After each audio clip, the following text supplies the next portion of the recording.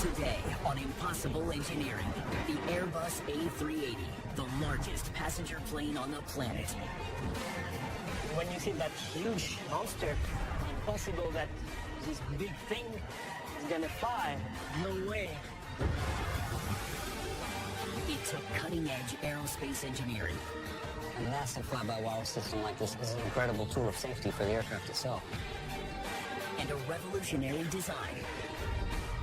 Without those design features, this aircraft wouldn't exist today.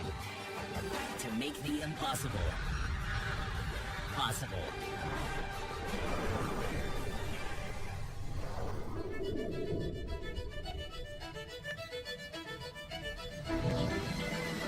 Since the birth of aviation over a century ago, air travel has been growing exponentially across the globe. Over 3 billion people fly each year. That's half the world's population. The challenge for today's aerospace engineers is to find a way to keep up with the constantly growing demand and design aircraft that can accommodate as many passengers as possible. 15, 20, 30 years ago, the challenge in the aeronautical field was mainly speed.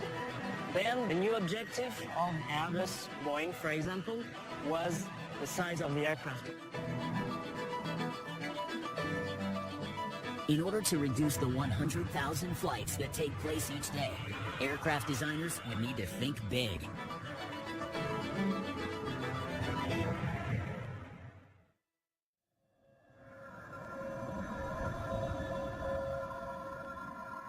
What they came up with? Smashed aviation records.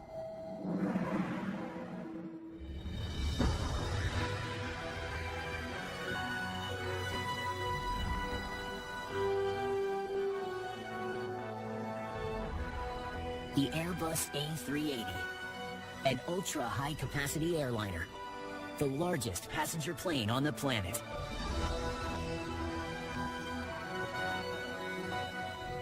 An aircraft so big that a giant building had to be constructed just to accommodate it.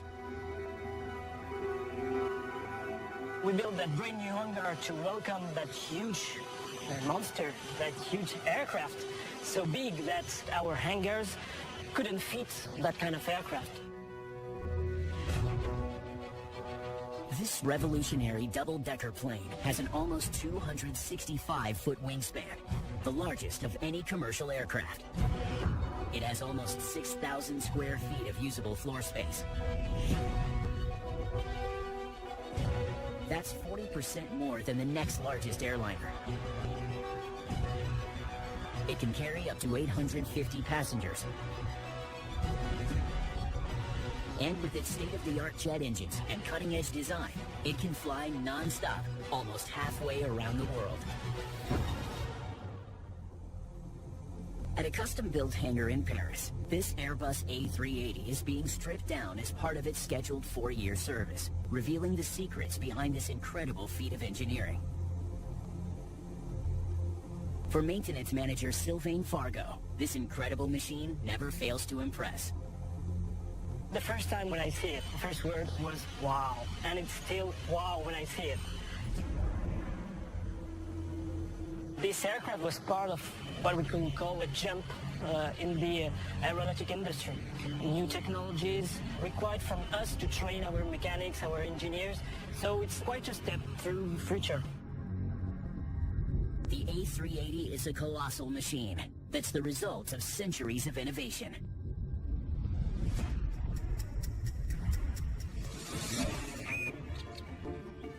Man has been trying to fly like a bird for quite some time. But flight isn't as easy as it looks. 11th century Benedictine monk Elmar reportedly strapped wings to his back and launched himself off Malmesbury Abbey. But he glided out of control, coming to a painful landing. And in 18th century Paris, the Montgolfier brothers discovered that hot air could make a paper bag rise.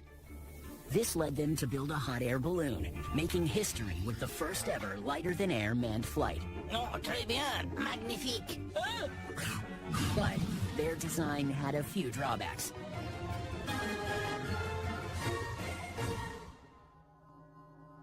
To build a flying machine heavier than air that can take off and remain airborne, engineers would need to figure out a way to harness the forces of nature.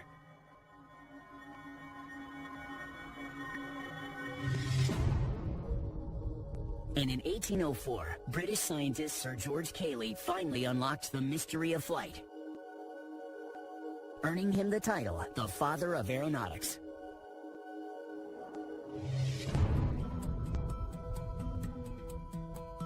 Cayley discovered that while in flight, a bird's wing has a curved shape. This is now known as an aerofoil. Air passing over the curved surface speeds up, losing pressure. The pressure of the undisturbed air below remains high. This creates upward force. By turning the aerofoil upside down, aerospace engineer Dr. Ben Evans can demonstrate how Cayley's shape successfully conquered the forces of gravity. Now in this experiment, on one side we've got weights representing gravity, the force that needs to be overcome. And on the other end, an aerofoil. And as this spins, the arm goes level.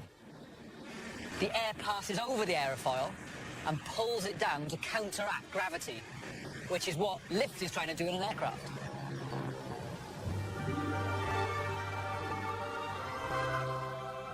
In 1853, at the age of 79, Cayley put these ideas into practice when he launched the world's first heavier-than-air manned glider.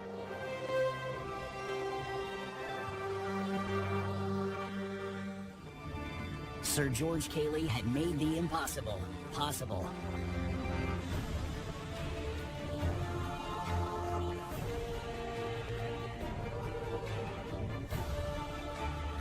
It's amazing what you get it to do when you know how.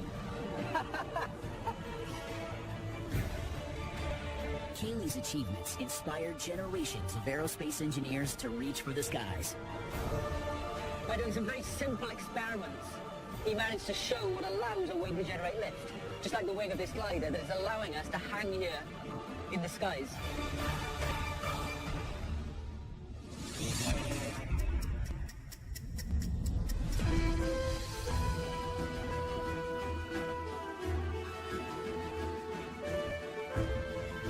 Without George Cayley's innovative wing design, the gargantuan Airbus A380 wouldn't make it off the ground. When you see this aircraft, it's so huge, you can say, but impossible that this big thing is gonna fly. No way. But in fact, it's only aerodynamics. The A380's wings apply the same principles that Cayley exploited, but on an enormous scale. With an almost 265-foot span and a surface area of 9,095 square feet, they're big enough to park 20 of Cayley's gliders on top.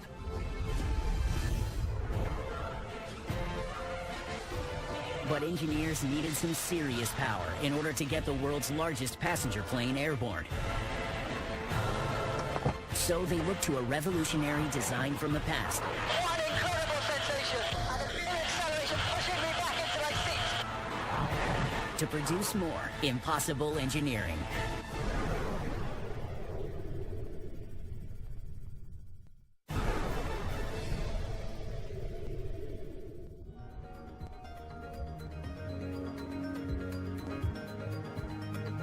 In a supersized hangar in Paris, an Airbus A380 is being serviced.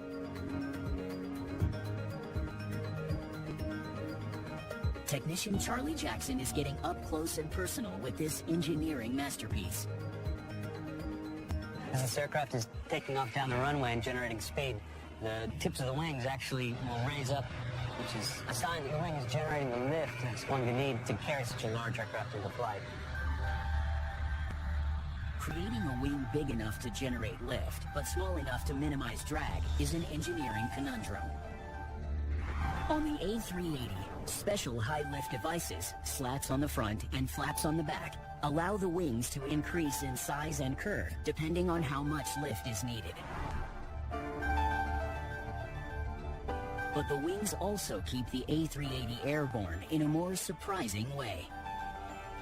Inside of these wings is the fuel. which you need to complete your flight.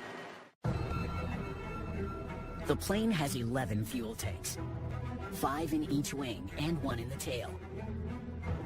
Fuel is stored in the inner tanks to reduce weight at the wingtips, but after takeoff, it's pumped to tanks across the whole wing. Throughout the flight, the system constantly adjusts the fuel to maintain the center of gravity. This wing is the product of good design. If it hadn't been that way, it just wouldn't be practical to make an aircraft that size.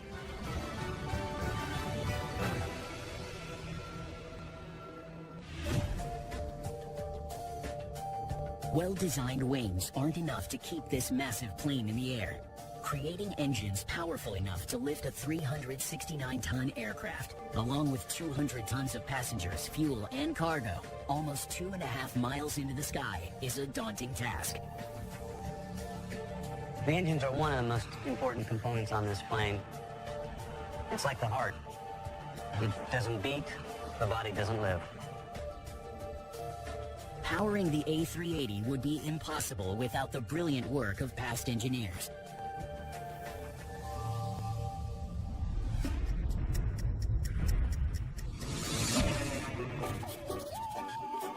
By the late 1800s, aerospace engineers recognized that power and thrust were needed to fly. In 1874, Frenchman Félix de Temple attached a steam engine to a monoplane. Et voilà! But the engine was too heavy.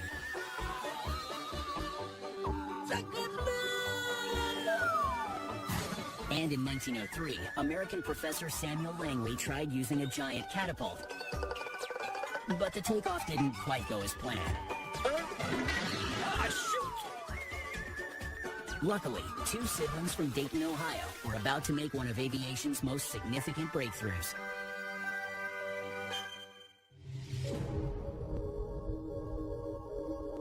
In December 1903, Wilbur and Orville Wright launched the maiden flight of the Wright Flyer.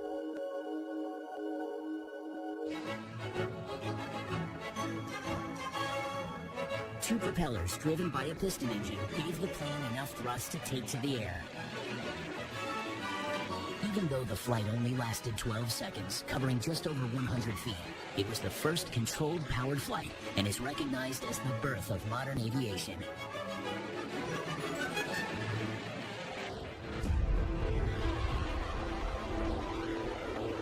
Getting a plane more than 1,500 times heavier than the Wright Flyer airborne would take an incredible engineering breakthrough.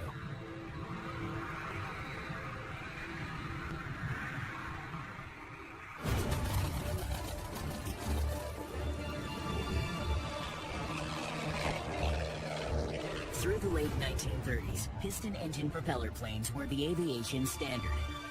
They were limited in range, speed, and altitude.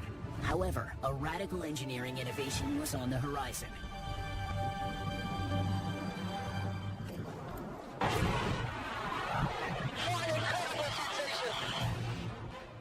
Dr. Ben Evans is experiencing firsthand the power of Britain's first fighter jet, the Gloucester Meteor. It's powered by the first ever jet engine, which was invented by British engineer Frank Whittle.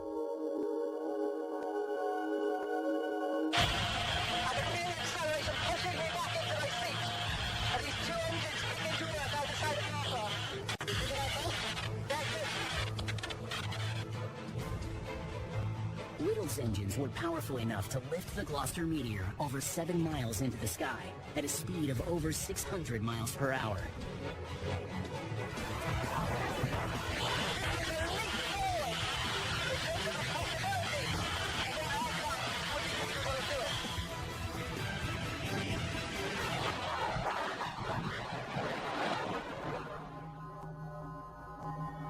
As groundbreaking as the jet engine was, the engineering behind it is surprisingly simple.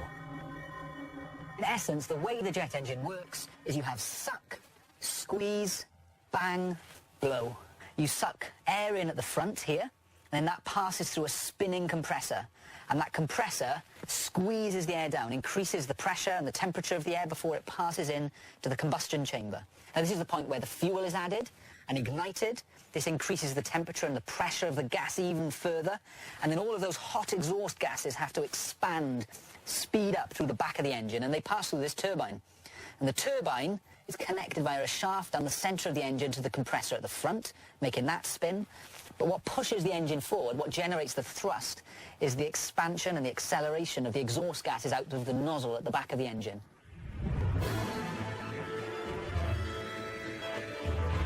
Whittle's jet engine allowed aircraft to fly faster, higher, and farther than ever before, changing the face of aviation forever.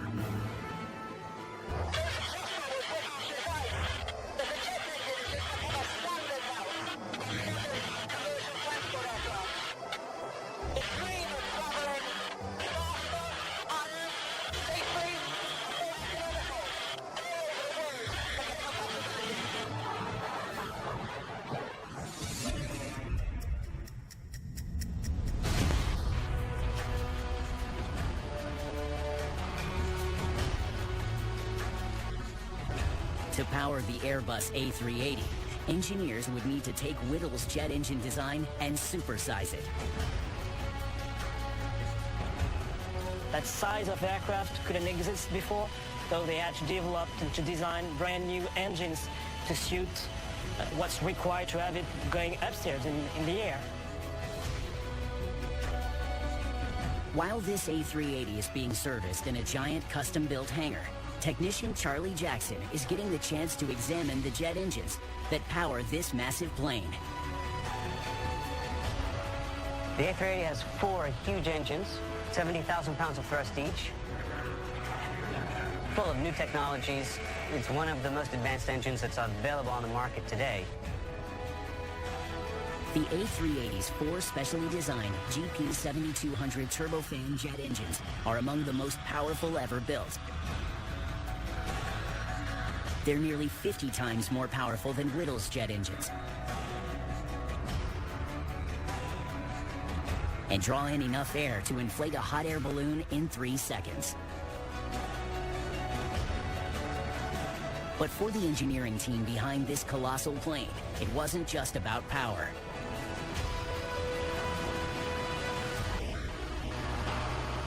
The main difficulty is to define an engine that is powerful, that gives economy to the airlines, and reduce noise. Thanks to its state-of-the-art design, the A380 burns 22% less fuel per seat than the average 747 Jumbo. These fan blades have been designed especially for this aircraft. They have a very revolutionary new shape to increase the airflow through the engine. 70% of the thrust from the engine actually comes from these blades, and not from the motor itself, which is burning the fuel and turning these blades. The 24 hollow titanium blades are boomerang-shaped, with a reverse sweep at the tip. This shape slows the air from supersonic to subsonic speeds, making the A380 more fuel-efficient per passenger than a car, and also much quieter.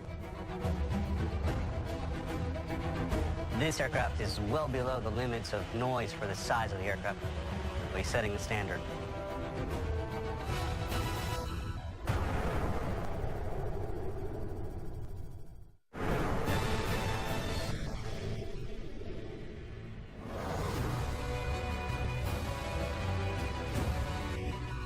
The Airbus A380 is the biggest passenger plane ever built,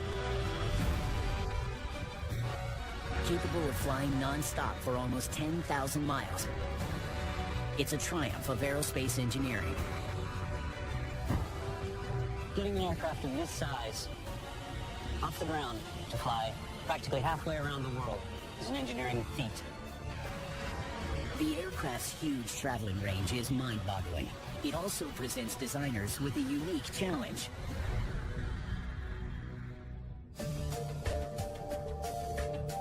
The A380 is capable of flying from Dallas to Sydney non-stop. These lengthy flights require extra provisions for passenger comfort.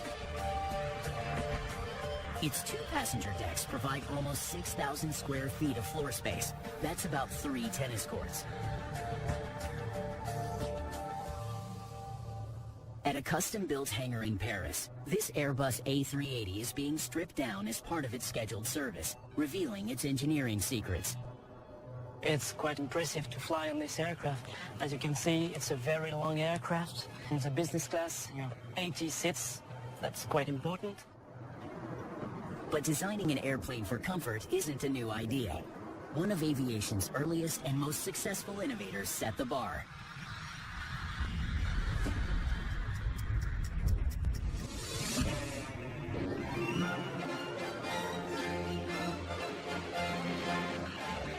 Early aviators who took to the skies had little choice but to bundle up and brave the elements.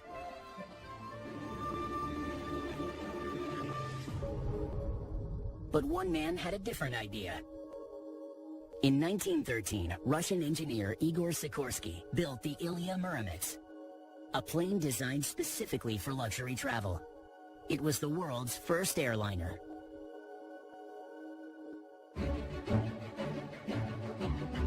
He used a wind-driven generator for electricity and ran pipes of hot air from the engine through the cabin for heat. There was also a bedroom, toilet, and comfy seats. 16 passengers could travel up to 370 miles in style. The Ilya was redesigned as a bomber to fight in the First World War. But its luxurious legacy lives on and has led the way to a new world of aviation possibilities.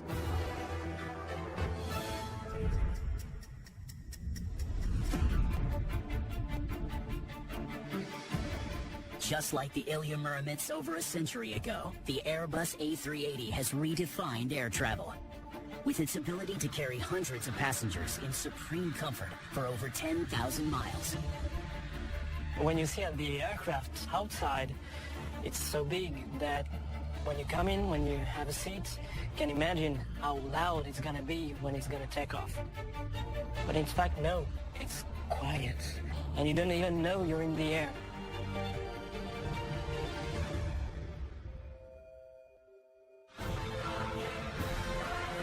But for a plane as immense as the A380, traditional building materials won't cut it.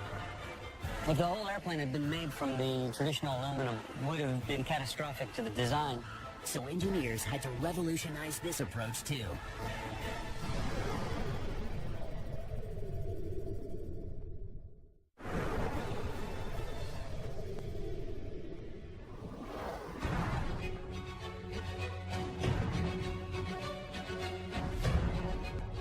The Airbus A380 is one of the most technologically advanced commercial airliners in the world. The technologies used in the design of this machine were not existing 20 years ago.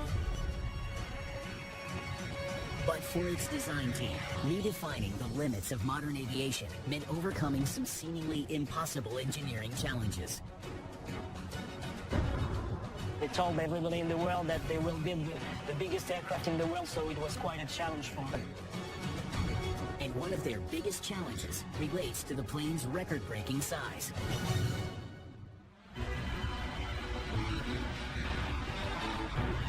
The forces that an airplane are subjected to on any flight are severe because it's having to expand, it's having to contract, it's having to deal with extreme temperatures. Even the aircraft is actually getting torsional effects on itself while it's flying through turbulent situations.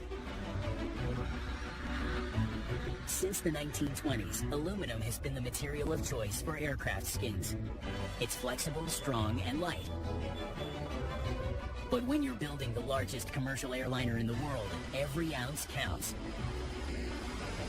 Just the paint alone weighs half a ton. If the whole airplane had been made from the traditional aluminum, it would have been catastrophic to the design. It would be way too heavy. They would have had to have bigger engines, they would have had to have bigger wings, it would have burned a heck of a lot more fuel, and it wouldn't fly very far. Decreasing the weight by reducing the thickness of the aluminum skin wasn't an option. Engineer Ben Evans demonstrates why in his lab at Swansea University. This gun is going to fire these baseballs at high speed at our target in the stand, and we'll find out how much damage they do. This aluminum sheet is approximately half the thickness of a traditional aircraft skin.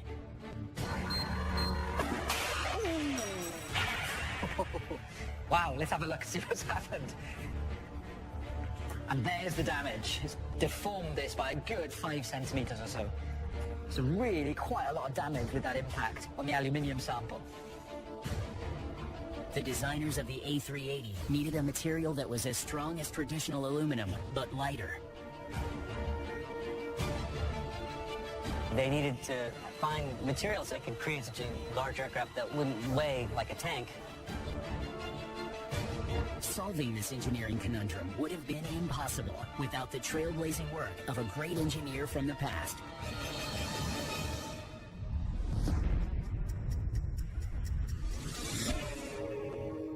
In the 1930s, American engineer Virginius E. Clark created an alternative to aluminum.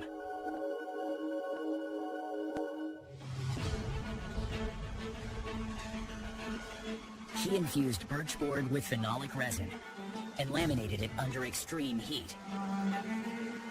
He called this new material Duramold.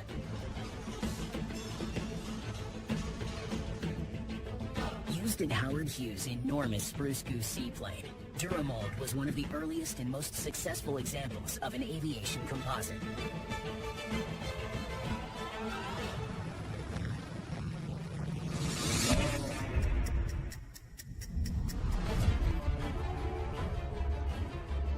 Composites are made up of more than one material and take advantage of the best of both worlds.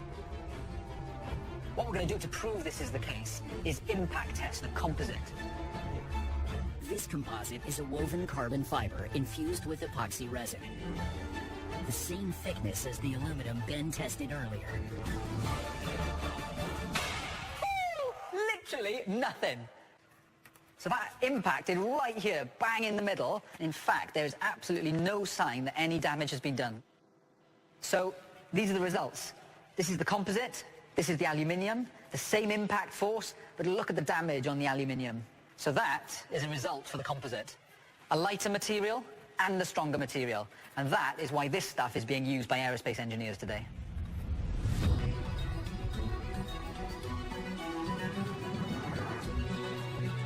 To build the world's largest passenger plane, engineers took Virginius Clark's innovations with composites to the next level.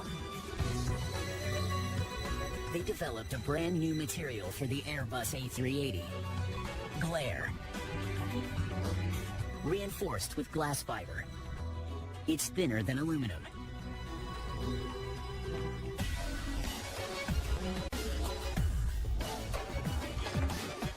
The composite materials that make up this aircraft, they're as strong as the traditional materials, and they're as flexible as the traditional materials as well.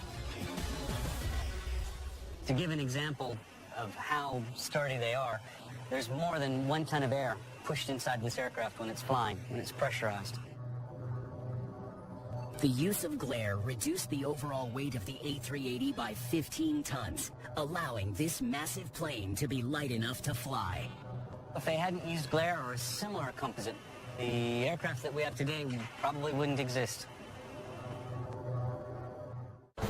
The A380 may be able to fly, but its ideal wingspan is too large for the world's airports. So designers had to take a classic engineering solution. Often in engineering, the simple solutions are the best solutions. And give it a 21st century twist.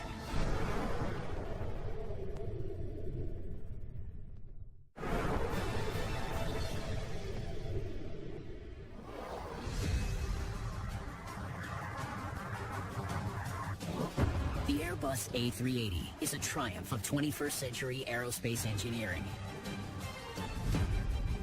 It's the largest commercial airliner in operation today. And a state-of-the-art custom-built hangar in Paris. This A380 is undergoing its scheduled 4-year service, giving technicians a chance to get intimate with this colossal machine. It's a big aircraft. you cannot imagine that it's going to go and fly so easily.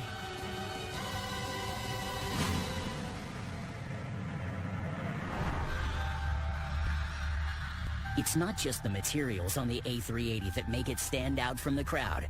Even the method of construction is groundbreaking. Sections of the A380 are built in France, Germany, the UK, and Spain, then transported to Toulouse for assembly. Moving these parts requires custom-built ships and the use of Airbus's A300-600 ST Beluga super transporter plane.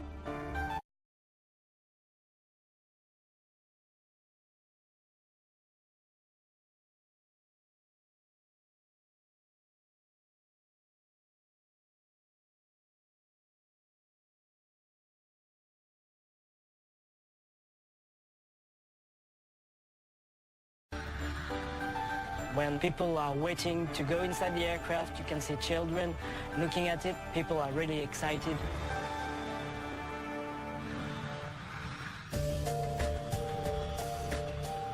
The ideal, most efficient wingspan for this massive aircraft is 270 feet.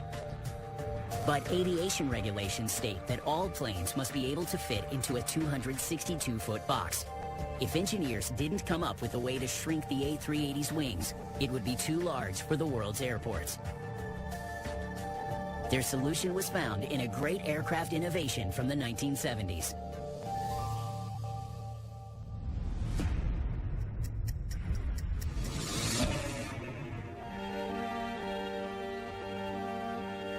In 1973, the world was in an oil crisis. An embargo on sales to the West saw prices quadruple overnight. The aviation industry was paying the price.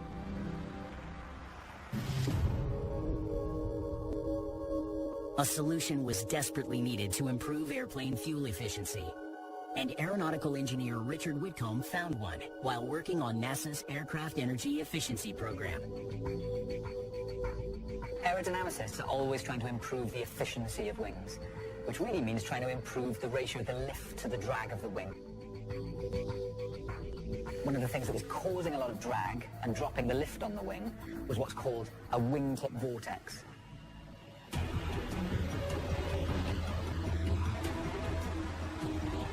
This wind tunnel is simulating an ordinary wing traveling through the air at a typical cruising speed.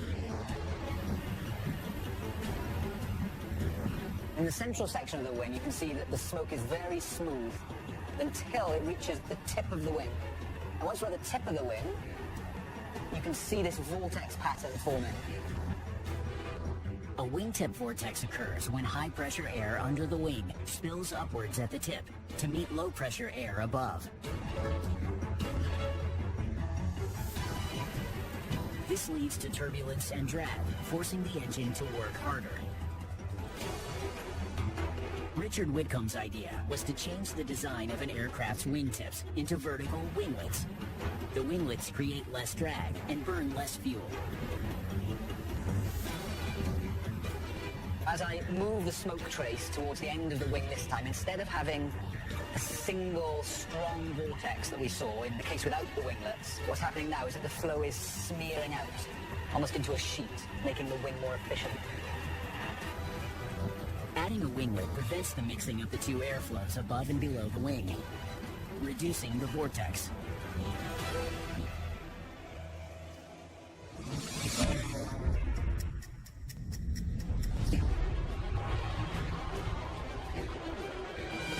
The A380 has specially designed arrow-shaped winglets called wingtip fences.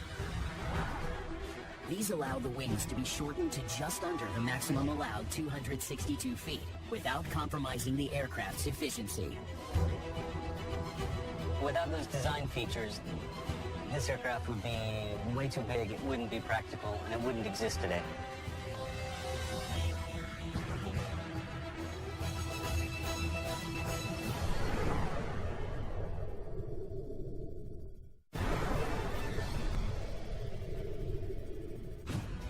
The Airbus A380 is the largest passenger airplane in the world. It's equipped with some of the world's most powerful jet engines and has a skin made out of a cutting-edge lightweight composite. Specially designed winglets make it fuel efficient enough to travel almost 10,000 miles non-stop. But how is it possible that a human can steer a plane this large and powerful?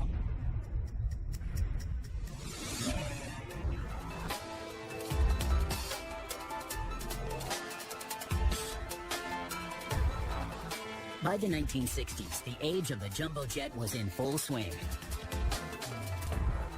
Transcontinental travel had never been easier or faster. But a group of audacious engineers believed it was possible to take a jet supersonic. There were a lot of engineers who said, well, this isn't possible. What you're proposing here is just too ambitious. The result of the work of those pioneering engineers is this, Concorde.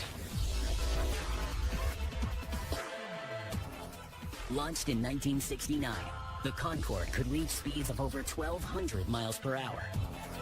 That's more than twice the speed of sound. Flight times between New York and London were cut in half.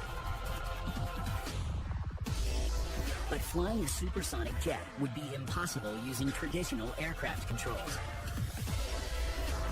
Concorde needed an innovative new system, a system now known as fly-by-wire. Former Chief Concorde pilot Mike Bannister explains, using a simulator at Brooklyn's Air Museum. You could fly at 1,350 miles an hour, faster than a rifle bullet. Concorde wouldn't have been possible without fly-by-wire because some of the control forces at certain flight conditions really would have been huge. What exactly is fly-by-wire? Fly-by-wire is computers telling systems what I want to do.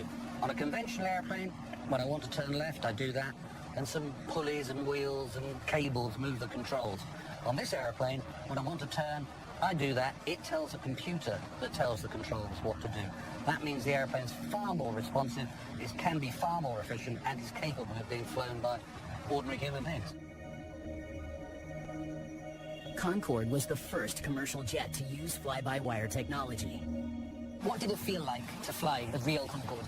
The airplane's delight to fly. It's like a thoroughbred racehorse rather than a riding school hack, or a sports car rather than a truck. It is so responsive. You can fly with your fingertips, so why don't you have a go? Very nice. Keep it coming, that's perfect. Right through the bridge. Another assembly building to the left, a shard to the left. Fabulous. The Concorde clearly is a remarkable aircraft. Not only is its exterior breathtakingly beautiful, but underneath the skin there is some technology that really revolutionized the aviation landscape and has made what we can do with modern aircraft today possible.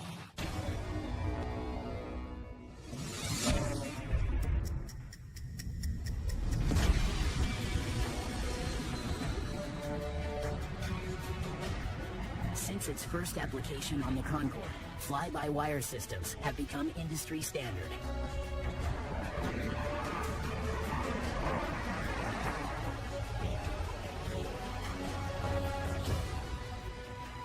And on the Airbus A380, a highly sophisticated digital system makes flying the world's largest passenger plane possible. For an aircraft the size of this aircraft, it is relatively a simple aircraft to operate. For flying, the aircraft is here, and it is completely electronic. I mean, there's no cables. It's all generating electrical inputs, which are sent to a computer, which then send the signal on to the flight control surfaces to move.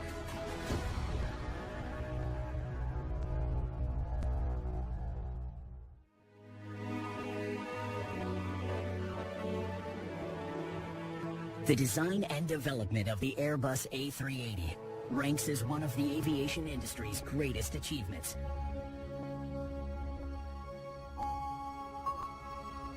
Today, A380s are operated by airlines all over the world. One takes off and lands every 4 minutes. By drawing on the innovations of the past, adapting, improving them, and making groundbreaking innovations of their own,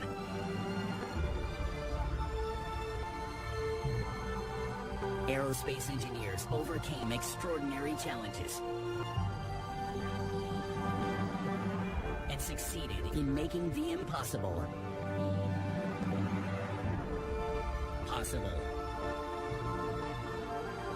It was quite difficult to imagine 20 years ago that kind of machine you have here was going to exist, but it's now reality. So what about the future? Who knows? Maybe going to the space with an aircraft.